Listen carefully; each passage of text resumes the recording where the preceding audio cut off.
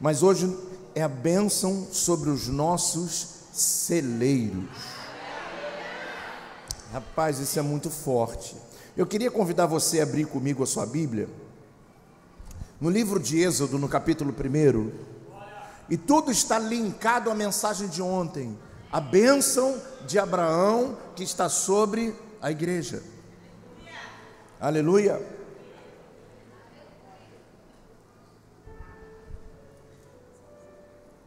Trouxeram 1 quilo? Quem não trouxe vai ficar sem nada na mão. Tem que ficar ligado, hein? E aqui no capítulo 1 diz assim, e nem adianta falar, irmão, deixa eu segurar o teu aí junto, que só se você for der mole, que aí vai ficar metade para ele e metade para você. Capítulo 1 do livro de Êxodo diz o seguinte, a palavra de Deus. Eu vou ler tudo para que você possa compreender.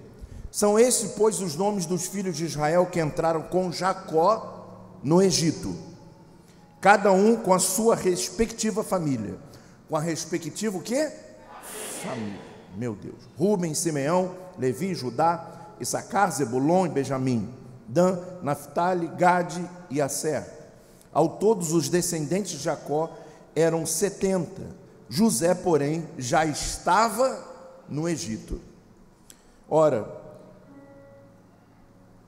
morreram José, todos os seus irmãos e toda aquela geração. Olha que coisa incrível, a Bíblia vai relatar a geração, e no versículo posterior vai dizer que essa geração já tinha morrido. Relata o surgimento, e no outro versículo eles já tinham morrido. E aí no versículo 7 vai dizer, os israelitas, porém, eram férteis. E meu irmão, tu não pode ficar aqui de boca fechada. Olha lá, os israelitas, porém, eram férteis. Eram o quê? Porque carregavam a bênção de Abraão. A fertilidade que estava sobre Abraão estava sobre os descendentes. Nós vamos linkar todas as mensagens ao que nós recebemos aqui ontem. Então, o tempo já havia passado, Abraão já era morto, e aí a descendência de Jacó já era morta, mas o que permaneceu sobre aquele povo, os descendentes, eram a fertilidade. Eles eram férteis. Coloca a mão no ombro do seu irmão e diga, uma bênção de Deus sobre a nossa vida, para sermos férteis. Diga, meu irmão, você vai ser fértil. Tudo que você colocar a mão vai dar certo, tem que dar certo. Tudo que você se propuser a fazer, vai acontecer, porque existe uma bênção sobre esse povo. Ah, que coisa incrível.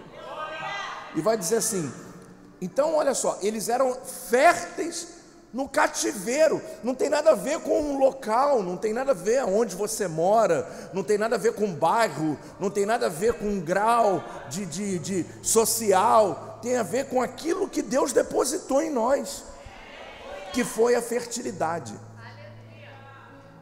Eles eram férteis. E aí diz assim, tornaram-se numerosos e fortaleceram-se muito, tanto que encheram o país. Eles eram férteis. Então, toda hora, e você vai a Israel, quando você vê os judeus ortodoxos são aqueles que usam uma roupa preta, você já deve ter visto, que não cortam o cabelo, aqueles homens, e vão com as mulheres na rua, 6 filhinhos, 5 filhinhos, até porque o governo lá subsidia, né?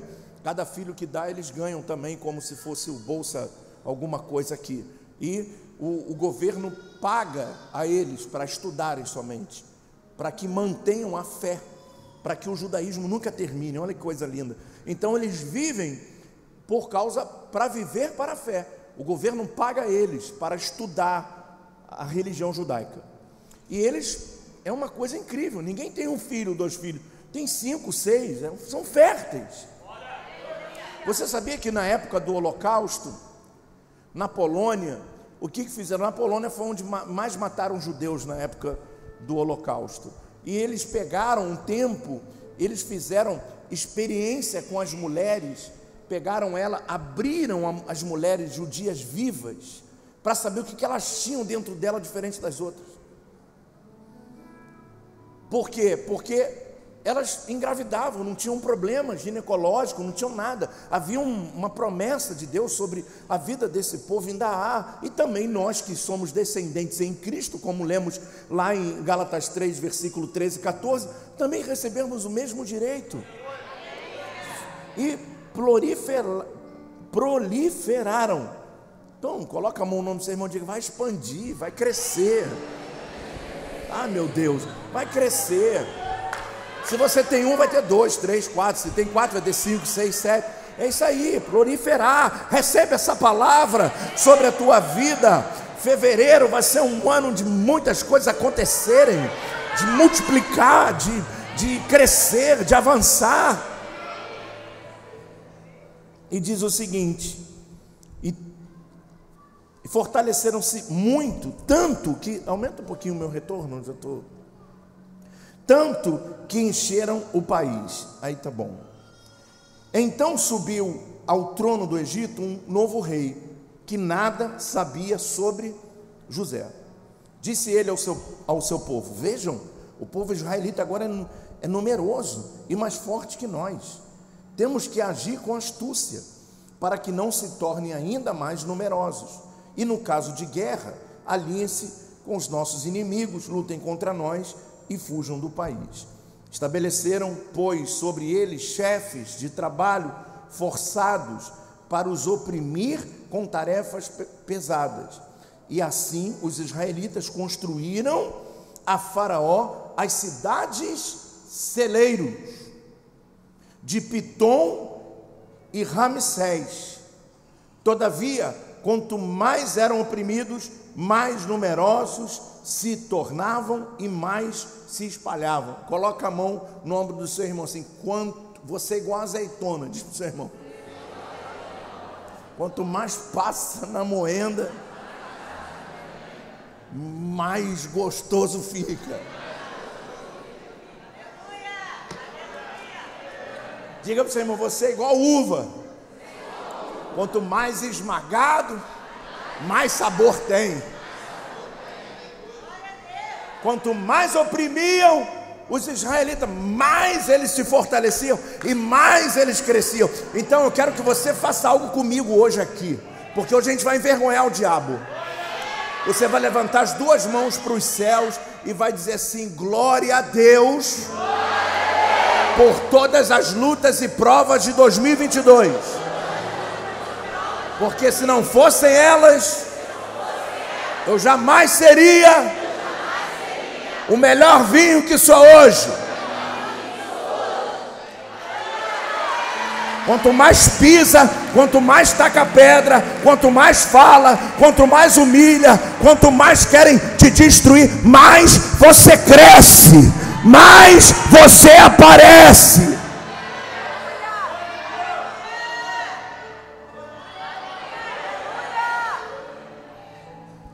Esse é o povo que carrega a promessa. Essas eram as famílias que nasciam e mesmo debaixo de opressão, eles eram férteis, se proliferavam e mais cresciam quando estavam debaixo de jugo de um faraó que não conhecia José. Era no momento da adversidade, no momento terrível da vida, era o momento que Deus mais honrava o seu povo. Recebe essa palavra: honra. Honra, ela só vem depois da humilhação. Porque a honra, eu não sei se você sabe disso, a honra significa um título que é dado para alguém depois que passa pela humilhação. Só tem uma maneira de você, quando acaba a humilhação, você recebe a honra. Quer dizer, esse suportou, está aqui, é igual, vou dar um exemplo para você entender. Vamos lá, o cara está lá fazendo a escola do exército, aí quando chega, passa a prova, passa por tudo lá, quando chega no dia da formatura, ele vai receber o cap e vai dizer assim: agora você é sargento, é oficial. Chegou o dia da honra diante de tudo que ele atravessou durante aqueles 4 anos. Honra é isso. Então a honra, ela chega depois de um monte de humilhação.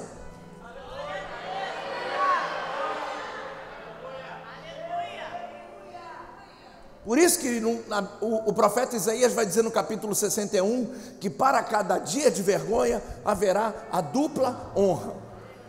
A dupla honra aí depois eu prego outro dia, porque isso vai longe. Mas eu quero que você entenda que agora o que acontece com eles? Eles vão fazer um trabalho forçado. E olha que interessante, o que eles vão fazer? Meu Deus, é muito profundo isso. Bênção sobre o celeiro. Levante a sua mão e diga: as bênçãos sobre os meus celeiros. Só que tem muitas vezes que a gente fala uma palavra e não sabe o que ela significa. Até esse momento não existia celeiro para o povo de Israel.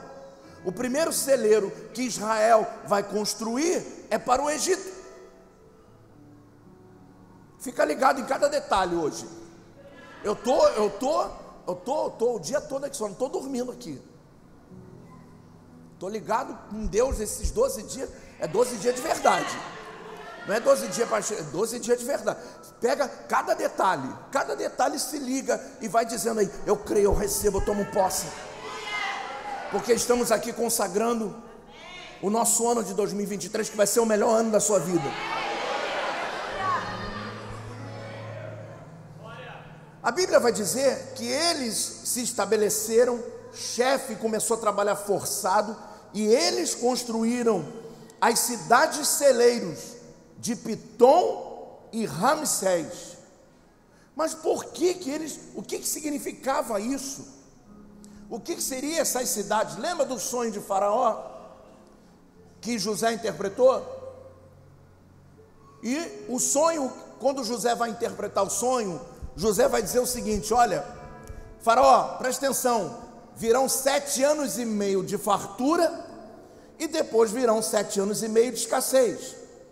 Faraó, inteligente, imaginou: bom, vamos aproveitar esses 7 anos e meio de fartura, e não adianta só comer fora, comer na Barra, comer em Copacabana, porque essa fartura vai acabar e vão vir 7 anos e meio de escassez. Eles pegam os judeus para construir 2 cidades de celeiro para armazenar o trigo para 7 anos e meio que viriam de seca. Então, nos 7 anos e meio de seca, eles tinham que ter dentro do celeiro algo armazenado para que eles pudessem sobreviver quando a terra não desse o seu fruto.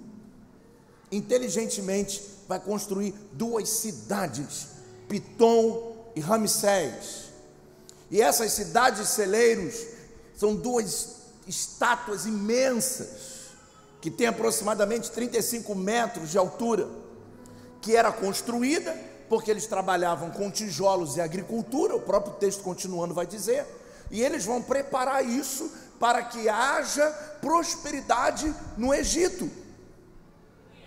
Essa é a primeira coisa que os hebreus fazem. Eles constroem celeiros para o Egito, nem para eles. Vamos entender o que é celeiro? Vamos, quero só para contextualizar aqui, para sair na filmagem. Vamos lá. São as palavras hebraicas: Assimim, que significa armazém, Meruhá, que significa silo, e Gorém, que significa eira, chão do celeiro. E a palavra grega, que eu vou tentar traduzir aqui, apotec, não é nada disso, mas significa celeiro. Essa palavra indica celeiros construídos acima da superfície do solo.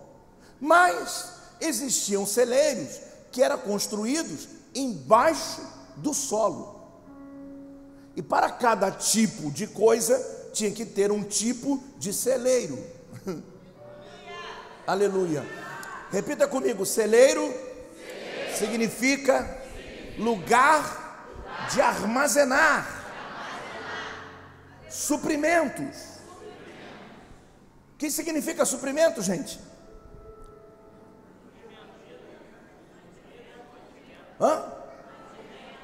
Alimento, prosperidade. Quando você faz compra, você nem sabe, mas você tem um celeiro na tua casa, que é o armário da sua casa.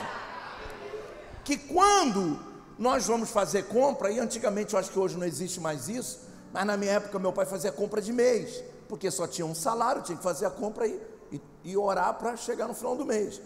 Então hoje ninguém mais tem esse dinheiro para investir, para fazer uma compra imensa, né? Todo dia vai lá no Braga, compra uma, como o pessoal chama aqui, eu aprendi algumas palavras aqui, mistura, eu aprendi aqui na Vila aqui, comprar uma mistura, um negócio e tal, e aí você vai ali e compra e tal, mas os celeiros, quer dizer, as dispensas do nosso armário, que a gente pede ao marido, por favor, vamos fazer um armário bonito, e o que adianta um armário bonito que quando você abre, ele diz assim, epa!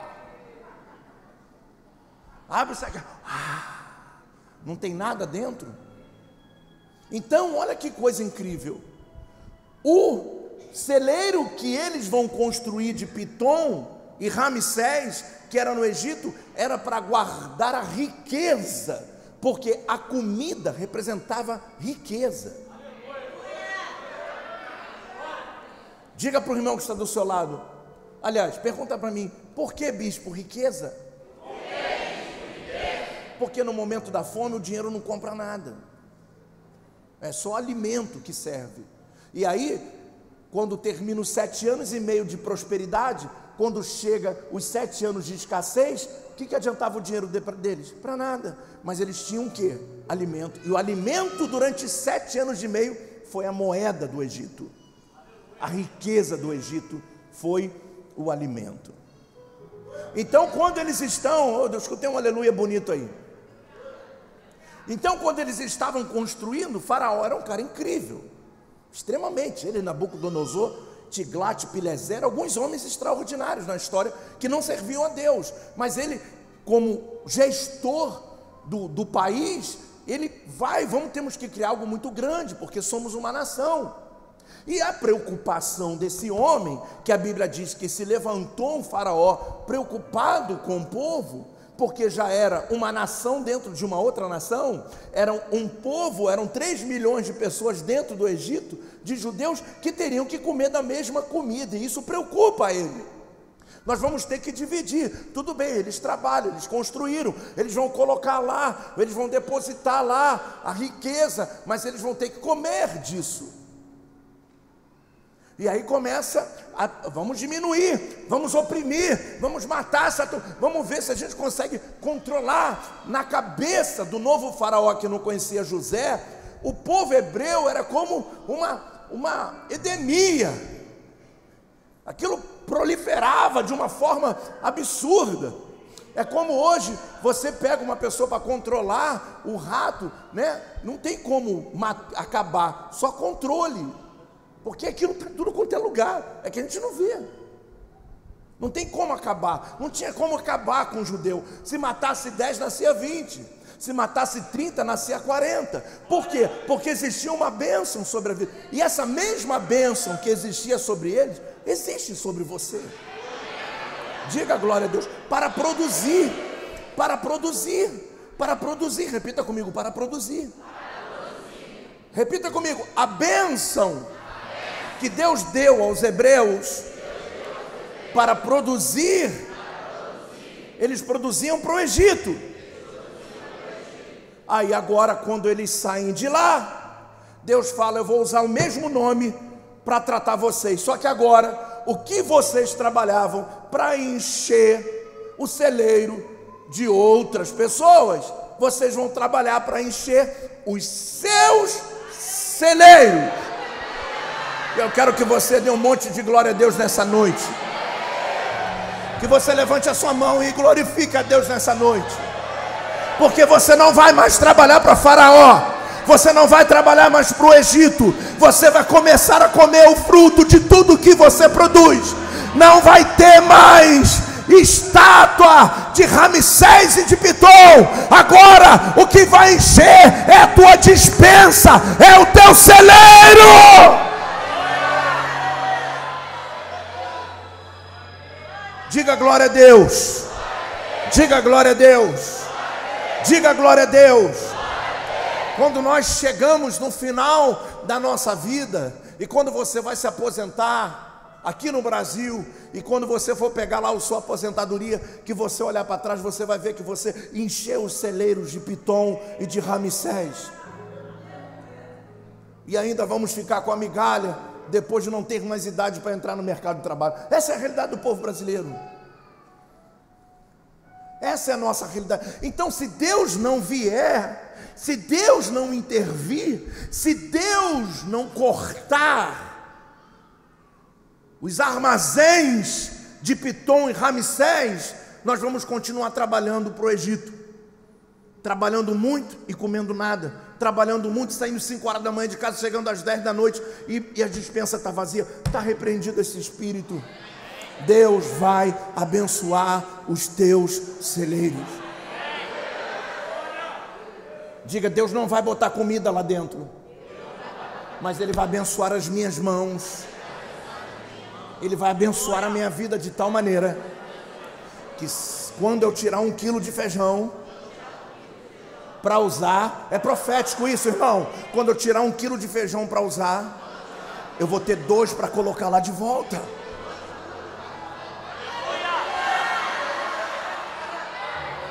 Tudo que você produzir, você vai comer do fruto daquilo que você produzir. Diga: eu recebo essa palavra. Diga: eu recebo essa palavra.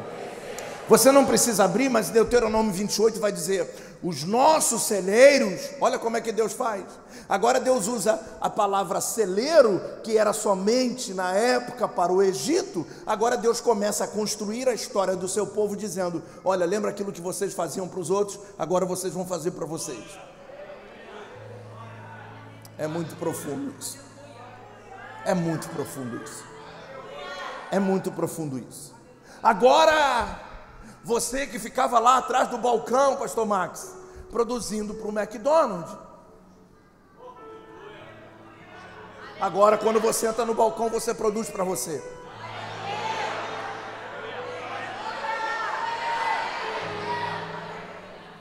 Diga aleluia. Diga aleluia. Coloca a mão no ombro do seu irmão, diga: se negue a encher os celeiros do Egito. Agora são os seus celeiros.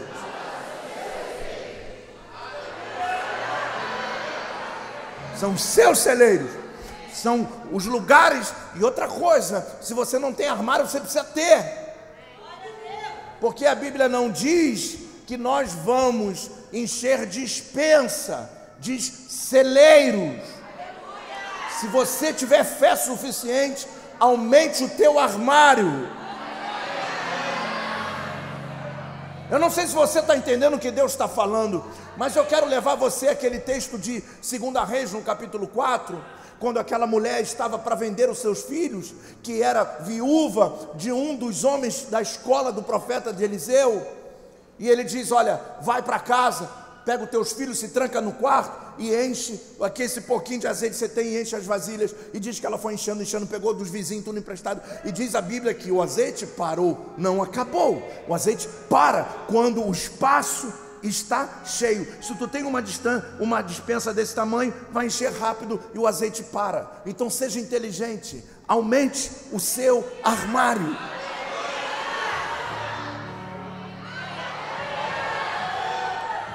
Você que está aqui, outro dia eu falei para uma irmã, eu quero te abençoar, quero fazer um pix para você, eu não tenho conta. Falei: perdeu a bênção. Aumente o teu, abra o teu celeiro. Ah, mas eu não sei mexer. Você não precisa mexer, só abre uma conta, pede para qualquer neto, não pede ninguém aqui não para fazer isso, que aí depois se acontecer alguma coisa, nem você faz isso para ninguém, sabe como é que é? Mas vai lá, alguém vai te ajudar, vai no banco, o banco te ajuda, e abre lá e faz uma chave Pix. Porque o dia que Deus quiser te abençoar, está tão limitado, está tão pequeno o teu celeiro, que não tem como Deus prosperar. Mas isso é uma coisa muito, muito difícil para mim. Passa da minha idade. Obabox tem aquele celular de coroa, com um ícone desse tamanho, irmão, até cego, até quem não fez catarata enxerga. E nós limitamos muitas das vezes. Nós vamos lá, vai encher os teus celeiros. Vai encher os teus. Abra, amplia. Aquilo que hoje traz frustração para você, vai te trazer alegria. Aquilo quando tu abre e fala assim, meu Deus, está faltando coisa aqui. Quando tu abrir, tu fala, meu Deus, eu preciso levar para a igreja, porque lá no domingo lá da arrecadação, meu Deus, eu preciso levar mais coisas, tem muita coisa aqui. O povo ontem estava com mais fé do que hoje, hein? Ei, melhor é o final, hein? Diga, eu recebo essa palavra. Diga, eu recebo essa palavra. Levante as suas mãos e declare a palavra de Deus. Repita comigo em Deuteronômio 28:8. Diz assim: os meus celeiros estarão cheios das mais variadas provisões. O nosso rebanho se multiplicará aos milhares, às dezenas de milhares, e os nossos campos. Agora tem um lugar que você precisa diminuir na sua casa. Tem uma coisa na sua casa que você precisa diminuir: aquela gaveta de remédio. A gente tem mais espaço para botar remédio do que espaço para botar mantimento. Está repreendido. É remédio para dor de cabeça, reumatismo. O time do futebol da Croácia toda.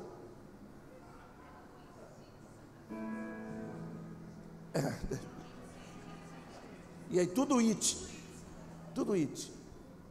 As doenças do it. E você vai declarar que a bênção sobre os celeiros é também, você não vai gastar dinheiro com remédio. Um ano de saúde, meu Deus, aleluia, eu recebo essa palavra. Um ano de saúde sobre a tua vida, sobre os teus filhos, sobre os teus netos, que arranca a prosperidade da gente. Meu Deus, em nome de Jesus, diga glória a Deus. Levante a sua mão mais uma vez e diga assim: eu não vou mais trabalhar para o Egito, nem para Faraó, nunca mais vou colocar nada dentro de Pitom e de Ramsés. Agora tudo que eu produzir vai para minha casa, vai para minha família. Diga, eu recebo essa palavra. Aleluia. Agora é só quem tem fé. Agora é para quem tem fé levantar as duas mãos, mas levantar mesmo, ao ponto de você quase flutuar. Isso. Repita comigo o Salmo 144. Salmo 144. Coisa linda. Versículo 13. Davi diz: os nossos celeiros estarão cheios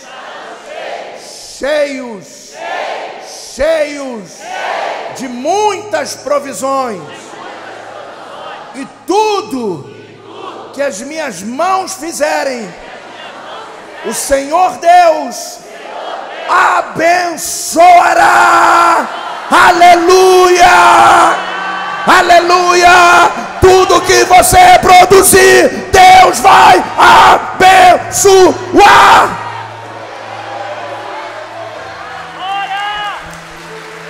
Aleluia. Diga, eu recebo essa palavra.